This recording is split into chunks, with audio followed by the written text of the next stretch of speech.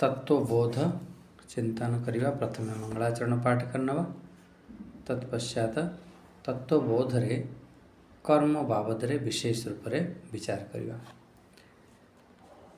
वासुदेवेन्द्र योगीन्द्रं नत्वा ज्ञानप्रदं गुरुं मुमुक्षूणां हितार्थाय तत्वबोध विधीयते। से आदिगुरु भगवान शंकराचार्य महाराज जी कृपारू आमको ये तत्वबोध ग्रंथ प्राप्त है। ये जो ग्रंथ सहज भाव रे केमिति गोटे साधक जो प्रारंभिक साधक वेदांत रे केमिति प्रवेश करिवो तापाई सब छोट छोट सब परिभाषा मुख्य रूप से सब परिभाषा कह जाए। ये परिभाषा को आमे जदि मने रखी नवा ताहले निश्चित रूप से आमर कल्याण हब। से ही श्रृंखला रे आमे देखुथिले जे जो ज्ञानी जीवन मुक्त महापुरुष से ज्ञान को प्राप्त कला परे अपरोक्ष ज्ञान अनुभूति कला परे सी ये तीन प्रकार कर्म बंधन रो मुक्त होता है। तीन प्रकार कर्म बंधन रो से केमिति मुक्त हब। प्रथमे आमे काली विचार यही करुथले तीन प्रकार कर्म कौन जो आमर संचित कर्म प्रारब्ध कर्म और आगामी कर्म। ये जो तीन प्रकार कर्म कहगला ये तीन प्रकार कर्म क्या कहते कौन तार आ से केमिति आमको बंधन रे पकईछि आ केमिति आमे ताठारु से मुक्ति को प्राप्त करिवा।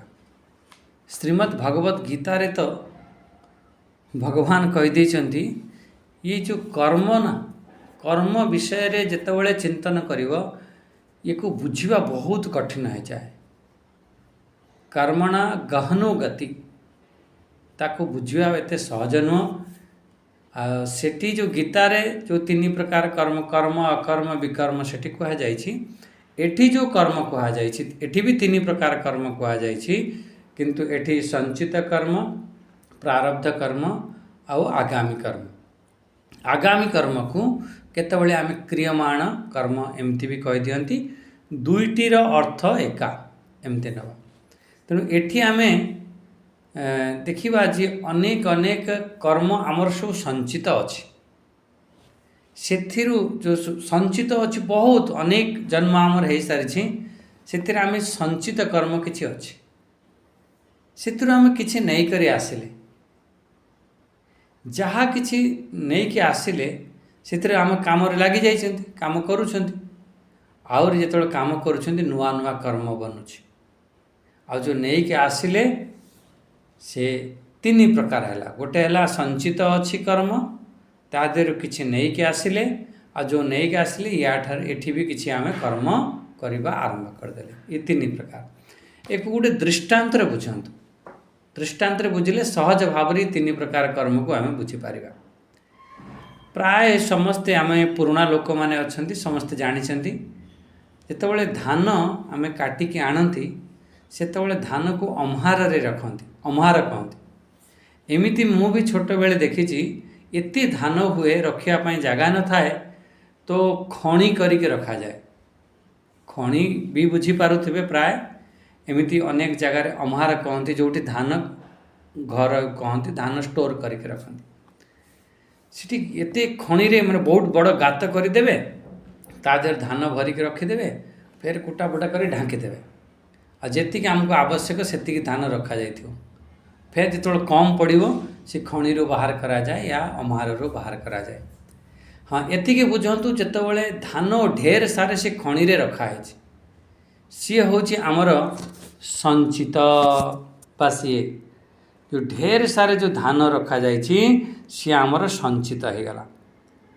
सी संचित रु फिर धीरे धीरे कौन हुए जितेबाला आमे आनिले आमे ताको प्रयोग कले संचित कर्म माने संचित से जो धान अच्छी ताकू तादर किछि धान काढ़ी आनिले जो किछि धान काढ़ी आनिले आमे खाइबा पाई ताकू कुआगला प्रारब्ध। ये दुईटी कथा बुझी पाले आमर जो खणी रे जो धान रखा जाइछि से होछि संचित संचय करिक रखछन आ ता देरु किछि धान आमे आनिले आमे खाइबा पाई सी गला आमर प्रारब्ध। अच्छा से जो किछि धान आमे बाहर करी आनी चावल बनैले से समय किछि आमे भात कुकुर को दे दियंती खाइबा पाई सबु आमे खाआंती नहीं किछि आमे कुकुर को दे दियंती गाय के दे दियंती या एमिति कि गोटे गरीब लोक आसिला मागिबा पाई ताकू आमे दे दियंती आमर पुण्य कर्म आदि हुए सी हेगला आगामी आगे मिलिबो।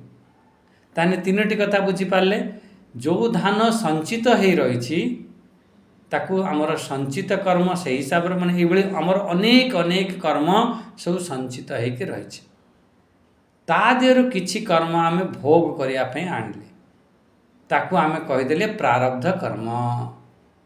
आ ये जो प्रारब्ध कर्म एठी जो भोग करूछंती एठी किछि नुआ नुआ काम भी करूछन खाली भोग करूनांती ता सहित आमे किछि नुआ नुआ काम भी करूछंती से नुआ नुआ काम जो आमर कौन बनी जाए ये फिर आगामी कर्म बनी जाए।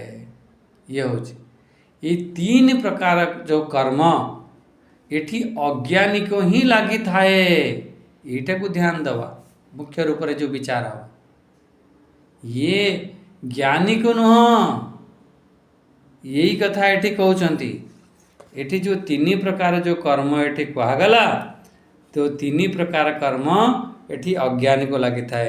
एठी कहिदेले जो ब्रह्मै वाहम अस्मि इति अपरोक्ष ज्ञानेन निखिल कर्म बंध विनिर्मुक्त स्यात्।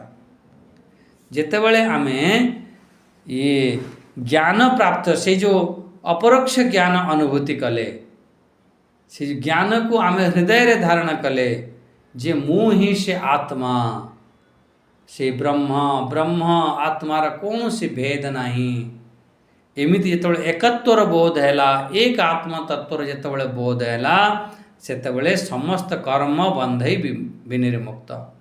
ये जो तीन प्रकार कर्म ताकू आउ लागिब नहीं से ये कर्मर सब हो जाए कहले कर्म केते कर्माणि कतिविधानि सन्ति इति चेत कहले आगामी संचित प्रारब्ध भेदेन त्रिविधानि सन्ति ये तीन प्रकार कर्म है गला कहला। अच्छा बोले ज्ञान ज्ञान उत्पत्त्यंतरम ज्ञानी देहकृतम पुण्य पाप रूपम कर्म यदस्ति तद आगामी इति अभिधीयते। एठी आमे बुझिबा जे आमर तीन प्रकार कर्म कौन कौन जेतेबेले ज्ञान उत्पत्ति पश्चात आम ये शरीर जो पाप पुण्य जो कर्म होता है सी आगामी कर्म ता ना होगला जहाँ किसी ना कि तो कर्म करवा ना कि पाप हम या पुण्य हम श्रेष्ठ कर्म करवा या निकृष्ट जहाँ भी किसी कर्म बन से सब आगू को आमको मिल आगामी कर्म आगे मिल जहाँ भी किसी कर्म तार किसी ना कि बन आगामी कर्म। संचित कर्म क्या कहगला संचित कर्म कह दिगला संचित कर्म किम बोला अनंत कोटि जन्मना बीजभूतम सत यत कर्म जातम पूर्वार्जितम तिष्ठति तत् संचितम ज्ञेयम। बहुत बढ़िया बोला अनंत कोटि जन्मानाम बीजभूतम तत् आमर अनंत कोटि आमर जन्म आमर सब चली अनेक केते आमर जन्म है कौन आम जानी ना बहुत जन्म है सेथिरु सब धीरे धीरे कर्म सबु कर्म आमे भोगी पारंती नहीं किछि ना किछि कर्म आमर रही जाए से होची ताकू आमर सेठू आमे सब नहीं आसती ताकू संचित कर्म कहती। प्रारब्ध कर्म कौन कहले प्रारब्ध कर्म है इदम शरीरम उत्पाद्य यह लोके एवं सुख दुख आदि प्रदम यत कर्म तत् प्रारब्धम भोगेन नष्टम भवति प्रारब्ध कर्मणाम भोगादेय क्षयम इति। एठी देखो बहुत जोर दौरान ये जो तीनिटी कर्म रे प्रारब्ध कर्म कौन आमको भोग करने को पड़ो बिना भोग रे प्रारब्ध कर्म कटिब नहीं। अच्छा ये तीनोटी कर्म मुख्य रूप से आम बुझीपारे जेपर्यंत आमर सत्संग प्राप्त है ना जेपर्यंत आम भितर ज्ञान उदय है ना से पर्यंत ये चक्र चली आमर संचित कर्म रु कि आसला प्रारब्ध कर्म बनिला आगामी कर्म बनिला फेर संचित कर्म प्रारब्ध कर्म आगामी कर्म ये सब चक्र चलो ये आम सब चक्की सब पेशी ये आम फसिक रही ताहले यही चक्र रु केबे आम बाहरी पारिबा यही जेतेबेले ज्ञान को आम बारंबार श्रवण करवा बारंबार या पर चिंतन मनन करवा ताहले यही चक्र रु आम बाहरी पारिबा नले कौन उपाय ही नहीं ये चक्र रु बाहर ये चक्र रु बाहर हेले आमको बारंबार एक चिंतन तो करने को पड़ो ताहले ये आम बुझा तीन प्रकार कर्म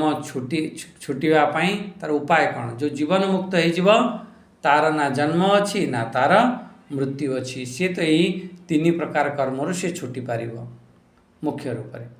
अच्छा संचित कर्म ताने संचित कर्म क्या कहगला एठी जो कहीदेले अनेक जन्मर जे संचय होकर रही ताकू संचित कर्म कही दियंती अनेक जन्म से बीज रूप से संस्कार रूप से कर्म सब पड़ी रही ताकू तो संचित कर्म कहती। अज्ञान अवस्था जहाँ कि आम सब कर्म हुए सी फिर कर्तापण भाव आसी जाए मानि नहीं था मुझे कर्म कली मु स्वयं कर्म करुछि ताहले आमे कर्म प्रकृत आमे कर्म करती ना किंतु अज्ञानता कारण रे आमे करी से कर्म रे आमे फसी जाई थांती। प्रकृत रे कर्म केमिति होता है जानी आमर श्रीमद् भगवद गीता रे भगवान कहते स्वभावस्तु प्रवर्तते या गुणा गुणेशु वर्तते एमती सब मन थी से गुण ही गुण रे करुची प्रकृति रे ही सब कर्म होची किंतु आमे अज्ञान अवसर आमे मानिनेले कौन मु कर्म करुची सेथिपाई ये कर्म फिर आमको लगे आम सब संचय होगी रहिबो। आमे अज्ञानी माने मानि थांती स्वयं मु करुची कर्तापण थाए ताकू ही पाप या पुण्य लागिबो सुख दुख ताकू हेतिबो अविद्या कारणरू कामना कारणरू ये कर्म चक्र चली थाए ये चक्र फिर बंद हब नहीं। अच्छा संचित कर्म माने आमे बुझी पाले ये करोड़ जन्मरू ये सब चली आम कर्म वासना सब पड़ी रही बिना से फल तो दब ना नहीं नष्ट हेनी संचित कर्म। अच्छा संचित कर्म जो भंडार थिला ना तादेर किछि आमे प्रारब्ध कर्म नहीं के आसिले पछ जन्म रे जा सब आमे कर्म करिथिले ताकू भोग पाई फिर यही शरीर धारण करने को पड़ला।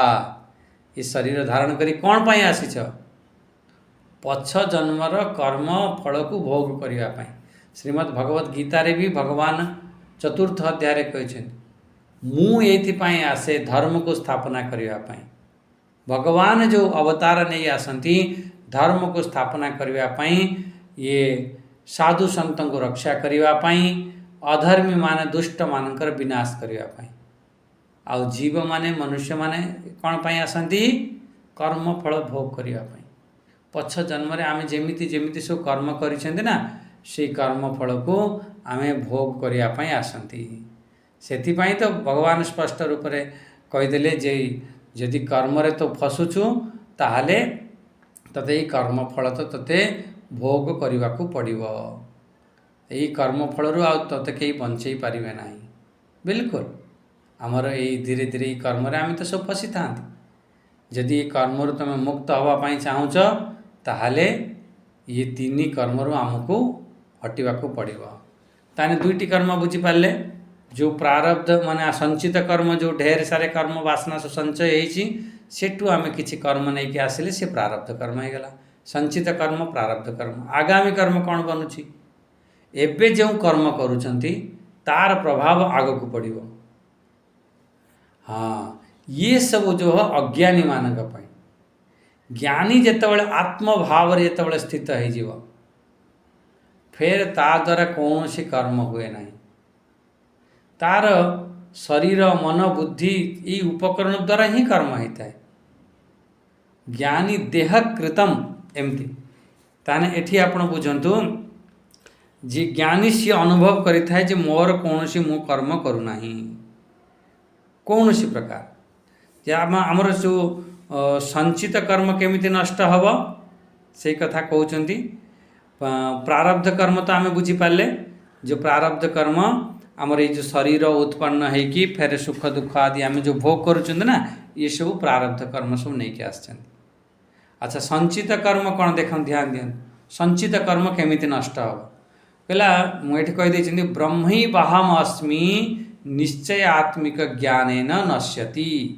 संचित कर्म ब्रह्मी बाहम अस्मि निश्चयात्मक ज्ञानेन नश्यति।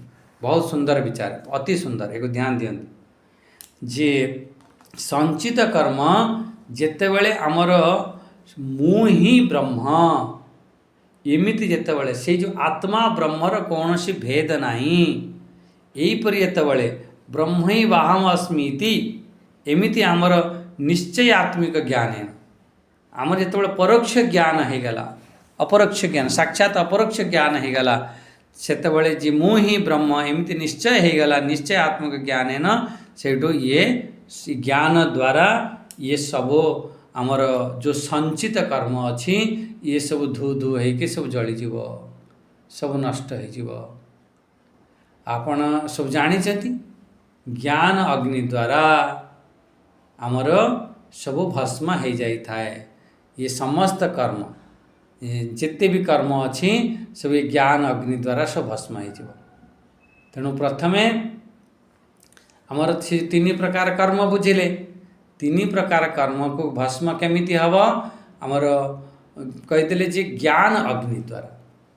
अच्छा, मोर तो अनेक जन्मर कर्म अच्छी ना, से कर्म केमिति ज्ञान अग्नि द्वारा भस्म हब कहले हाँ देखो तो आपण घरे गोटे सब जिनिस आपन सब साइज करके रखिछंती। 3 वर्ष तले जिनस किछि थिला, 5 वर्ष तले, 25 वर्ष तले आपन से जिनस सब साइज करके संचय करके सब रखिछंती। कहले हाँ, आउ एमिति हैला चाहे 25 वर्ष तल कथा हो चाहे 25 मिनिट पूर्वर हो, जहाँ भी संचय करके रखिछ आ से समय आपन घरे निया लागला। आगुरु सब माटी घर चाल घर थिला, चाल घर रे बहुत पूरा खरा दिन रे पूरा गाँ को गाँ सब जली जाए, नष्ट हो जाए। जितेबले आपण 25 वर्ष है, 30 वर्ष 40 वर्ष है जो संचय करके रखिले तो गोटे मिनिट रे धू धू होगी जलिकी सब नष्ट हो गला, गोटे दिन रे सब चलीगला। चाहे जिते संचय करके रखी था सही परी जो संचित कर्म आमे अनेक अनेक जन्मर आमर सब संचय होकर रही। आठी कही दौरान जेमिति आमर ब्रह्म ही वाहमस्मि निश्चय हो, मु ही से ब्रह्म, मु ही से आत्मा एमिति पक्का हो गला, निश्चय हो गला, दृढ़ता आसीगला। सेठु कौन हम सबू समस्त कर्म आमर श्रीमद् भगवत गीता रे तो या पर खूब 4th अध्याय 37 नंबर भगवान कहीदेले यथै धांसी समिधो अग्नि भस्मासात कुरुते अर्जुन। हे अर्जुन, जेमिति काठ जेमिति धू धू होगी जली जाए ना, से ही भली ज्ञानाग्नि सर्वकर्माणी भस्मासात कुरुते तथा। पूरा भगवान कही दौरान ज्ञान अग्नि द्वारा जेमिति एठी कहीदेले, एठी कहीदेले जे ब्रह्म ही वाहम अस्मि इति निश्चित ज्ञानेन, यही हूँ ज्ञान। एठी भगवान तो कहीदेले ज्ञान अग्नि द्वारा कर्म नष्ट हो। ज्ञान अग्नि कौन, ज्ञान कौन? ज्ञान होछि एया जे मु ही ब्रह्म, मु ही आत्मा, मु ही से सच्चित आनंद स्वरूप। बस इतनी अनुभूति हवा या ना होछि ज्ञान। बस बहुत बढ़िया बढ़िया परिभाषा, ये परिभाषा को मन रखिए तो गीता सहज भाव में देखो केमिति यार व्याख्या करा जाए। भगवान से कहीदे गले ज्ञान अग्नि समस्त। ज्ञान अग्नि ज्ञान कौन? ज्ञान अग्नि ज्ञान होची एति। भगवान 19 नंबर श्लोक रे भी कही यस्य सर्वे समारंभा काम संकल्प वर्जिता ज्ञानाग्नि दग्ध कर्माण तमाहो पंडितम बुधा, ज्ञानाग्नि दग्ध कर्माण। समस्त कर्म जो है अच्छे ना ज्ञान अग्नि द्वारा नष्ट हो जाए। 19 नंबर कहते पर 37 नंबर दी थर भगवान रिपीट कर कथा। तेणु एतिक आम बुझीपारे जे आमर जो संचित कर्म थिला से हाँ हाँ आमर या पर कहे जो आगामी कर्म केमिति आमर नाश हो। संचित कर्म नाश है आमर मु ही ब्रह्म एमिति बोध हो गले, निश्चय हो गले। आगामी कर्म देखो, आगामी कर्म अपि ज्ञानेन नश्यति, किंच आगामी कर्मणाम नलिनी दलगत जलवत ज्ञानीनाम संबंधो नास्ति। ये आमर आगामी कर्म केमिति नष्ट हब से कथा को कहते आमे पढ़ी सब गीतारू आपण नियंतु। एठी नलिनी दलगत जेमिति आमर गोटे कमल पुष्प उपरे तांका जो पंखुड़ी थाए, पंखुड़ी उपरे जेमिति जल थाए, से जल देखुथि से बिंदु भलिया थाए, किंतु से जल से पुष्प सांगरे कौन सी संपर्क रे न थाए, खाली गोटे बिंदु भलिया थाए, झाड़दब से पड़चे झड़ीज। ये टिके खरा हो गले से सुखीज, या टिके हावा चलीगले से झड़ीज, एमती हुए। कौन सी से जलरू सी बढ़ला, से जल रे ही अच्छी, किंतु जल ताको स्पर्श करूनी। आ जेमिति आमर गीतारे कहतु, गीतारे आमर कह जे पद्मपत्रम इवाम्भसा, पूरा श्रीमद् भगवत गीता को आमे नहीं चलवा। तेणु एतिक आपण बुझंतु जो आगामी कर्म है, आगामी कर्म रे कौन थाए जी मु आमर जो आम पढ़ी मन पकातु से आत्मा कौन, आत्मा क्या कह जाए एमती पढ़ी ना, जी 3 शरीर परे से अलग, 3 अवस्थार से साक्षी, 5 कोश ठारू से परे एमती से पढ़ी। से जे आत्मा को जानी नेला, ये जो स्थूल सूक्ष्म ठारू सी अलगा निजक निजे जानी नेला। सी अलगा किए अलगा कही पार, जी निजक निजे अलगा जानिला से ही तो कही पार ना। आ जी निजक निजे अलगा करि पारि नाही, सी आत्मा को जानी ना। तेणु जी आत्मा को जानी नेला सी अलगा कर नहीं, ये स्थूल सूक्ष्म कारण शरीर ठार अलगा करनेला पर बोध अच्छी, जी शरीर ठीक अच्छी, शरीर मोर अच्छी, किंतु मु ए शरीर नुह। सी भल भाव मु किए मु आत्मा, सी अपरोक्ष ज्ञान हो जाए, सी अनुभूति, से ज्ञानी का कथा कह जाऊँ। से ज्ञानी बास कौन करि थाए, से ज्ञानी एठी रही ताकू ये आगामी कर्म ताकू स्पर्श करि पारिबो नहीं। जहाँ भी कर्म हब ये ज्ञान अग्नि द्वारा ताकू भाजी दी, तार जो बीज अच्छी, तार जो मंजी सब अच्छी, जमती गोटे चना आपणकर अच्छी, कौन सी मंजी अच्छी, ताकू गरम रे भाजी देले कौन हम, से मंजी तो रहिबो किंतु तार अंकुरित हबार शक्ति नथिबो। सेहीपरि से ज्ञानी सी तार ज्ञान द्वारा से जानी सारी, बोध करी मुझे शरीर नुह, मु हूँ से सच्चित आनंद स्वरूप स्वयं से ब्रह्म ही मु, एमती अनुभव कर सारी। जो अनुभव कर सारी सेठू से कौन है, सी आउ ये स्थूल शरीर आउ सूक्ष्म शरीर ठारू सी अलग माने जानी नहीं, ये रहिला परे भी ताकू ये कर्म बांधि पारिबो नाही। कहला केमिति तुम ये कर्म रे रही, तो कर्म तुमको तो बांधिबो ना। कहला जेमिति जल रे पुष्प रहिला परे, कमल रहिला परे से जल तो स्पर्श करूनी। कहला हाँ ताकू तो करूनी। कहला सेही परि ज्ञानी को एठी रहिबो, एठी सब कर्म करिबो, ताकू बांधिबोनी। गोटे दृष्टांत रे बुझांतु, मोर एक आश्रम रे मु थिली, आश्रम रे सब व्यवस्था देखुथिली। ये दृष्टांत है देखुथिली, दिन राति से को केमिति मो आश्रम बढ़िबो, केमिति आश्रम रे भक्त माने आसीबे, केमिति खाइबे पीबे, ये सब आमे व्यवस्था देखुथिले। अच्छा जेतेबेले आमे देखिले सब लोक आसुचंती जाउचंती, ता व्यवस्था भी आमे करूचंती। आ सेही समय रे मु कोन कली जे किछि दिन रहिला परे मन भितर आसिला जे मोर परिव्राजक रूप रे बुलिबा। आ मोर से आश्रम सांगरे से दिन संबंध सब हिसाब किताब देली, आ संबंध सब छाड़ देली। अच्छा ଯେତେବେଳେ ସମ୍ବନ୍ଧ ହଟିଗଲା ସେ ଆଶ୍ରମରେ କିଏ ଭକ୍ତ ଆସିଲା ଗଲା କ'ଣ ହେଲା ନ ହେଲା ତ ମୋର କୌଣସି ଆଉ ଫରକ ପଡ଼ିବ ନାହିଁ। ଯେପର୍ଯ୍ୟନ୍ତ ମୋର ସେଠି ତା ସାଙ୍ଗରେ ସମ୍ବନ୍ଧ ଥିଲା ତାହେଲେ ମୋର ମୁଁ ଦେଖୁଥିଲି। ଯେତେବେଳେ ମୋର ସେଠି ସମ୍ବନ୍ଧ ନାହିଁ ତ କେତେ ଭକ୍ତ ଆସିଲେ କେତେ ଭକ୍ତ ଗଲେ କ'ଣ ହେଲା କ'ଣ ନ ହେଲା ଆହୁରି ସହଜରେ ବୁଝନ୍ତୁ। ସହଜ ଦୃଷ୍ଟାନ୍ତରେ ଆପଣଙ୍କ ପାଖରେ ଗୋଟେ ପ୍ଲଟ୍ ଥିଲା ଆପଣ ଯାଉଥିଲେ ପ୍ଲଟ୍ର ବାଉଣ୍ଡ୍ରି କରିଥିଲେ ସେଠି ବସୁଥିଲେ ଦେଖୁଥିଲେ। ଆଚ୍ଛା କିଛି ଦିନ ପରେ ଲାଗିଲା ଯେ ପ୍ଲଟ୍ଟାକୁ ବିକ୍ରି କରିଦେବା, ସେଟା ବିକ୍ରି କରିଦେଲେ। ଆଚ୍ଛା ଯେତେବେଳେ ସେଥିରେ ପ୍ଲଟ୍ଟାକୁ ବିକ୍ରି କରିଦେଲେ ସେଠି ସେ ପ୍ଲଟ୍ରେ ଆପଣ ବିକ୍ରି କରିଦେଇଛନ୍ତି।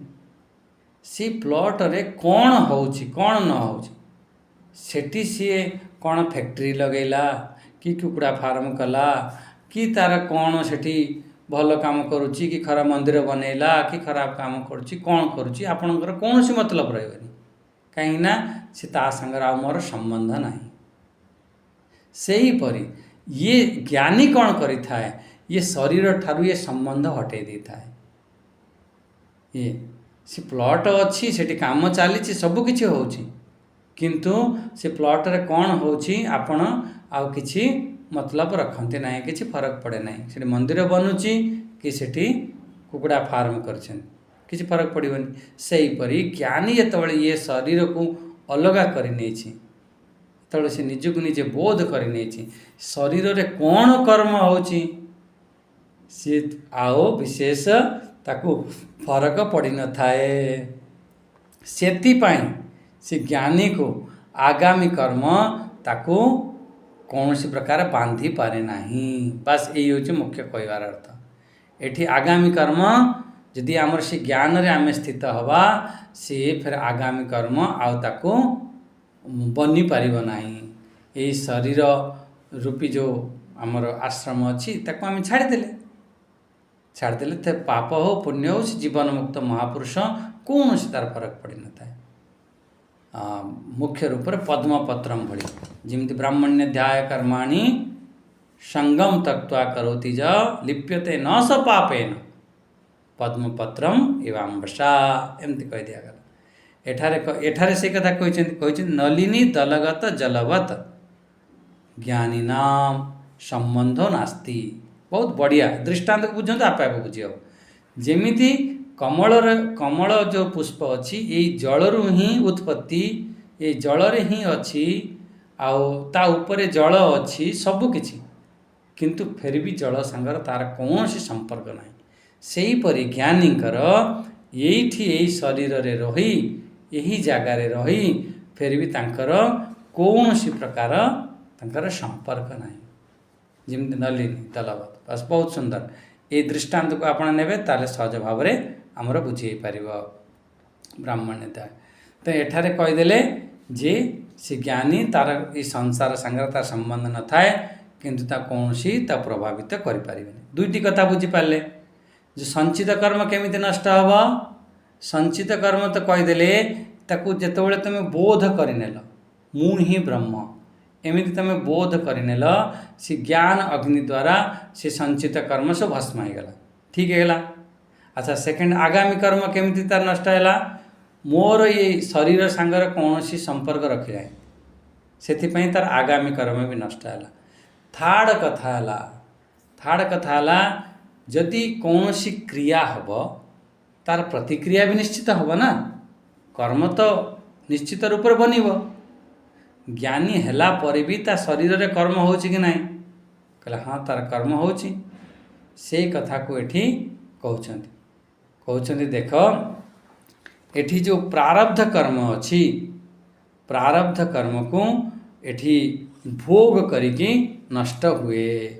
ଏଠି ଟିକେ ଆମେ ବିଚାର କରିବା କେମିତି ସେ ଭୋଗ କରେ, ଜ୍ଞାନୀ କେମିତି ପ୍ରାରବ୍ଧ କର୍ମକୁ ଭୋଗ କରିକି ନଷ୍ଟ କରେ, ଇଏ ଟିକେ ବିଚାର କରନ୍ତୁ। କିଞ୍ଚ ये ज्ञानीनम एठी आगामी कर्म अपि ज्ञानेन नश्यति। ये आगामी कर्म कथा कही दिया गला। हाँ एठी गोटे कथा एठी कहते जे जो ज्ञानी माने तांको द्वारा किछि भल कर्म हो जाउछि, सब पुण्य पूजा पाठ ध्यान भजन जप तप सब कर किछि हो जाउछि। अच्छा सी कर्म तो किछि हो जाउछि ना, आउ कौन सी कर्म एमिति तांको द्वारा पाप कर्म भी हो जाउछि। आ किंतु से ज्ञान रे से स्थित अछंती, तांकर से जो कर्म फिर हब कौन, ये सुंदर विचार करा जायछि, ध्यान दियंतु। फिर तांकर से कर्म हब कौन। हाँ ये देखते कौन लिखिं, किंच ज्ञानीनम स्तुवंती, स्तुवंती माने तांकर जे स्तुति करती तांकर प्रशंसा करती, स्तुवंती भजंती, भजंती माने तांकर जे सेवा करती, स्तुवंती भजंती अर्चयंती तान प्रीति ज्ञानी कृतम आगामी पुण्यम गच्छति। बहुत सहज, जेतबले से ज्ञानीर आमे तांकर स्तुवंती, तांकर प्रशंसा कले, तांकर सेवा कले, तांकर आमे ध्यान रखिले, से तांकर जो पुण्य कर्म थाए तांकर द्वारा जो तान प्राप्ति ज्ञानी कृतम आगामी पुण्यम, तांकर जो आगामी जो पुण्य कर्म जो बनुछि ना, से पुण्य कर्म सब ता पाखु चली जीवो। का पाखु? जे तांकर ध्यान रखिबो। सीधा सीधा ज्ञानीनम स्तुवंती भजंती अर्चयंती तान प्रीति ज्ञानी कृतम आगामी पुण्यम गच्छति। सबु आगामी रे पुण्य कर्म तांक पाखु चली जाए। एमिति बहुत महात्मा थांती, से जल्दी गोड़ छुइया पे देबेनी, कहीं ना मो पुण्य कर्म तमें नहीं जीव। अरे भाई आ पुण्य कर्म रखी तुम कौन कर? जो भक्त माने अछंती तांको पुण्य कर्म, से जो माने तुम सेवा करेंगे ध्यान देवे तांको पुण्य कर्म मिल ये कहीदेले। अच्छा फिर पाप कर्म तांको द्वारा होइछि किछि, केतबेले परिक्रमा करूछंती, केतबेले कौनसी तांको द्वारा पाप हला, से पाप कर्म किए कुआड़ जीव ये दियंतु।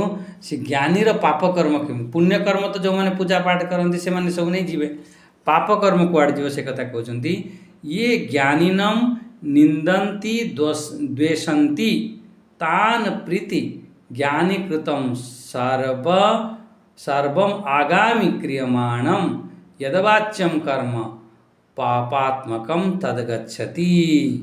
जदि आमे से जो ब्रह्म ज्ञानीकर जदि आमे तांग निंदा करुछंती, तांक प्रति आमे द्वेष करुछंती, ते ज्ञानीनम निंदन्ति द्वेषन्ति। जदि तांक प्रति आमे द्वेष भावना रखुछंती, तांग निंदा करुछंती, तांक द्वारा जहाँ भी पाप कर्म अछि सो पाप कर्म जीव। ज्ञानी के पाखरे ना पाप थाए ना पुण्य थाए, तांक द्वारा जो पाप हैला से पाप तांक पाखु चली जीव। ज्ञानी महापुरुषंकर चली जीव, सी सेठू तार दुख पाइब, ता भितरे मन भितरे बहुत विचलित हब, या बहुत कष्ट मिल पारे, दुख मिल पारे, कि आग जन्म तार खराब हो पारे, एमती हुए। सेथिपाई एठी ये कथा कह दिया गला, ज्ञानीकर कौन सी प्रकार तांको ना पुण्य तांक पाखरे रहिबो ना तांक पाखरे पाप रहिबो। अच्छा ज्ञानी क्या कहती एक तो मन रखिंट कि ना, ज्ञानी जी से को बोध कर मु ही ब्रह्म, मु ही आत्मा, आत्मा ब्रह्म रे कौन सी भेद ना, जहाँ को आम अलग अलग भेद कहते से उपाधि कारण भेद, किंतु चेतन दृष्टि कौन सी भेद ना, एमिति दृढ़ता जार हो जाए। मु चाहूँगी समस्तंकर सेहीपरि दृढ़ भाव हो जाओ, समस्तंकर मु ही से ब्रह्म, मु ही से सच्चित आनंद स्वरूप। सब पूर्व आम सब विचार करते ना हम ब्राह्मण, ना हम देह, ना हम ब्राह्मण आदि, मु ये नुह ये नुह ये नुह, मु कि असंगो अहम सच्चिदानंद स्वरूप अहम, एमती सब विचार करा जाइथिला। सेही परि तार जार अपरोक्ष ज्ञान हो जाए, जी से को अनुभव कर तार सी ज्ञानीकर भाई जहाँ भी हेले क्रिया हेले तार प्रतिक्रिया हो, एमती होता है सहज भाव से तांक पाखक जीव। एठी जो जमी परिभाषा करागला। अच्छा ताली एतिक आम बुझीपारे, ज्ञानीकर जे निंदा करती पाखरे एमती सब चलता है। सुहृद पुण्य से मैंने सुहृद व्यक्ति पुण्य नियंती, आ द्वेष कला वाला पाप जाता है। अच्छा आ गोटे देखिक आज आम समापन करदे एथरे देखु तो फिर केमिति आमर प्रारब्ध कर्म केमिति नष्ट हम। दुईटी कर्म आम बुझीचे ना नष्ट हो गला, दुईटी कर्म कौन है? जो आमर संचित कर्म ज्ञान द्वारा सब जिते आमर ब्रह्म बोध है, अपरोक्ष ज्ञान है, संचित कर्म सब नष्ट हो गला। अच्छा, आगामी कर्म केमिति नष्ट है? आगामी कर्म जी तांकर दुई प्रकार कहीदेले। जी तांकर सेवा करती पुण्य कर्म नहीं गले, जी तांकर द्वेष आदि निंदा करती पाप कर्म ता पाखु आपे आपे चलीगला। सी तांकर सी आगामी कर्म आंकर बनू ना। सेथिपाई जेतेबेले कौनसी निंदा करा जाए से बहुत प्रसन्न रहिबे एमती। अच्छा, तापर एबे देखंतु जी मुख्य रूप से जो प्रारब्ध कर्म केमती नष्ट हुए। दुईटे कर्म तो नष्ट है बुझीपारे, प्रारब्ध कर्म केमती नष्ट हुए से कथा कहते। तथा च आत्मवित् संसारम तीर्त्वा ब्रह्मानंदम इहैव प्राप्नोति तरति शोकम आत्मवित् इति श्रुते। जो आत्मज्ञानी संसार को पाई से ब्रह्मानंद को पाइला परे से आत्मवित् शोक को से पार करी जाए। यह आमर श्रुति प्रमाण अच्छी। तरति शोकम आत्मवित्, बहुत सुंदर चिंतन, टिके ध्यान दियंतु। ये सुंदर चिंतन कौन है? से जो ज्ञानी सी ज्ञानी माने आउ थे से पढ़ी दौची, टिके ध्यान दियंतु। से कहते जे केमिति सी आमर प्रारब्ध कर्मरु केमिति सी मुक्त हो। तथा च आत्मवित् संसारम तीर्त्वा, आत्मवित् संसारम से आत्मज्ञानी संसार को केमिति पार पाइब कहला ब्रह्म आनंदम इहैव प्राप्नोति।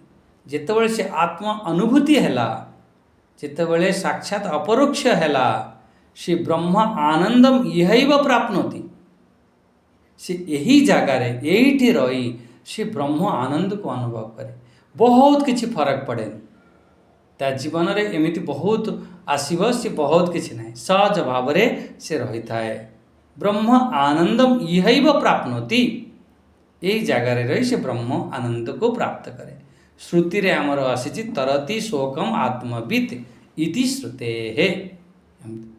से ज्ञानी कौन? यही संसार रे रही ये समस्त शोक को, आत्मवित् जो ज्ञानी ये समस्त शोक को से सब पार पाई जाए। सेतिपाई ताकु शोक हुए ना। जितेबले आम जेपर्यंत ज्ञान अनुभूति न होइछि सेतेबले आमको शोक हुए। देखो परिस्थिति आसीबा अलग कथा। आम जीवन में भल परिस्थिति आसीपारे, खराब परिस्थिति आसीपारे, सेटा अलग कथा। किंतु आम शोक करुचंती ता माने आम से आत्मरे दृढ़ता नहीं, स्थिति नहीं। एठी तो भगवान एठी पूरा आमर भगवान शंकराचार्य स्पष्ट रूप से कहते तथा च आत्मवित् संसारम तीर्त्वा। आत्मवित् माने संसार को पार पाई जाते। ब्रह्म आनंदम इहैव प्राप्नोति, यही जगार रही सी निज मस्ती रे कि बहुत मिलगला क्या न मिलला एमिति बस निज मस्ती रे से था। आज प्रारब्ध कर्म आसे, भोग हुए, किंतु सी तांका आनंद रे से था, आनंद रे था। जेमिति कौन से प्रकार ता फरक नहीं। ठीक अच्छी शरीर प्रारब्ध हिसाब रे शरीर को कौन सी रोग है, बीमारी है, किसी हो पारे से, किंतु ता भीतर विचलित नहीं। शरीर कष्ट हो तो आ ऊ चिल्लाउथो सी अलग कथा, किंतु ता भीतर जो स्थिति सी जानी थाए जी मु किए, मोर स्थिति कौन, सी ब्रह्म आनंद रे सदा सर्वदा थाए। एमती सब बहुत बढ़िया बढ़िया सब दृष्टांत अच्छी। ठीक अच्छी एतिक आपण बुझी नियंतु। से प्रारब्ध कर्म एमती आत्मज्ञानी जो ज्ञान है संसार पार कर से ब्रह्म आनंद रे था। प्रारब्ध कर्म आमको सुख दुख सिया दे पारिबनी। ये सुख दुख हम शरीर को हम, ये स्थूल सूक्ष्म शरीर ठारू सी अलग थाए ना। ज्ञानी सी अनुभव करी नहीं थाए जे आत्मा क्या कहते, आत्मा कौन ला तीन शरीर ठारू परे, सेमती पक्का अनुभव कर नहीं था। ज्ञानी तो से परम आनंद रे रहे ना, परम आनंद रे, परम मस्ती रे। ज्ञानी ये शरीर जितेबाला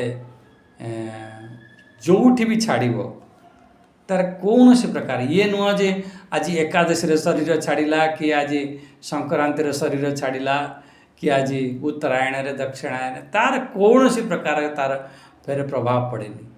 ये पूरा बढ़िया कथा लिखि देइछन्ति कहले न तनु त्यजतु वा काश्याम शोपचस्य गृहे अथवा देखंतु तनु त्यजतु वा काश्याम ये शरीर को काशी रे छाड़ या शोपचस्य गृहे अथवा या तुम चांडाल घरे छाड़।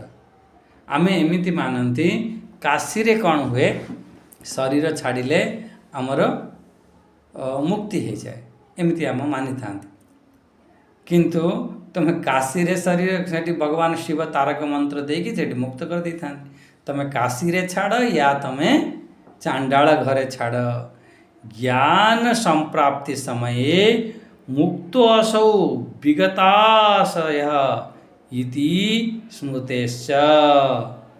ये बढ़िया कथा कहीदेले जितेबले आमर से ज्ञान प्राप्ति हो जाए थाए से समय रे तार कौन सी संशय न थाए से कहीं मो निश्चित रूप से मोर मोक्ष को प्राप्त कली। बस यही हूँ मुख्य कथा। तेणु आज आप बुझीपारे तीन प्रकार जो कर्म है तीन प्रकार कर्म केमिति केमिति से ज्ञान प्राप्त हैला परे से तीन प्रकार कर्म से मुक्त हो जाता। प्रथम है जो संचित कर्म जितेबले मु बोध करनेली मु ही आत्मतत्व मु ही ब्रह्म तत्व समस्त संचित कर्म भस्म हो जाता अग्नि रे। तुम कह बहुत दिन रू अनेक अनेक जन्म रू सब अच्छी हजार हजार लक्ष लक्ष जन्म हो ठीक अच्छे तुम्हें मासे 2 मास 6 मास 25 वर्ष 40 वर्ष तुम्हें सब एकत्रित कर रखी निआ लगे सब नष्ट हो गला एका संगे से परी समस्त कर्म नष्ट हो। अच्छा संचित कर्म तो नष्ट है आमर आगामी कर्म केमिति नष्ट हो कहला आगामी कर्म को दुई भाग कले द्वारा आगामी कर्म रे पुण्य हम या पाप हम जी तांका सेवा आदि कले से पुण्य गला आ जी तांका निंदा द्वेष आदि कले से तांका पाप गला एमिति आगामी कर्म भी चलीगला। आ प्रारब्ध कर्म कहला प्रारब्ध कर्म तो सी शरीर रे थाए शरीर रे थाई सी शरीर ठारू अलग थाए शरीर तार भोग करुछि शरीर चिल्लाउछि एमिति प्रारब्ध कर्म नष्ट हो जाए। यहीपरि ज्ञानी सी जो जगार जेमिति भी रहिले जोठी भी शरीर छाड़िले चाहे सी संक्रांति रे छाड़ू या जे खराब रू खराब दिन रे छाड़ू या सी कही दे काशी रे छाड़ू काशी माने श्रेष्ठ जगह छाड़ू या कौटी चांडाल घरे छाड़ू तार तो से आनंद स्वरूप रे अरे काशी रे शरीर छाड़िले किए मुक्त कहते आम शिव तारक मंत्र देकी मुक्त करेंगे क्या करेंगे जीव को करेंगे से तो जीव भाव समाप्त हो जाए ना ज्ञानी एमती हुए। तेणु ये आमर ये तत्वबोध ये आमर विश्राम नेला आओ आमे भगवान चाहिए काली आमे तत्वबोधर टिके समराइज करवा कौन कौन आमे तत्वबोध रे कह जाइछि।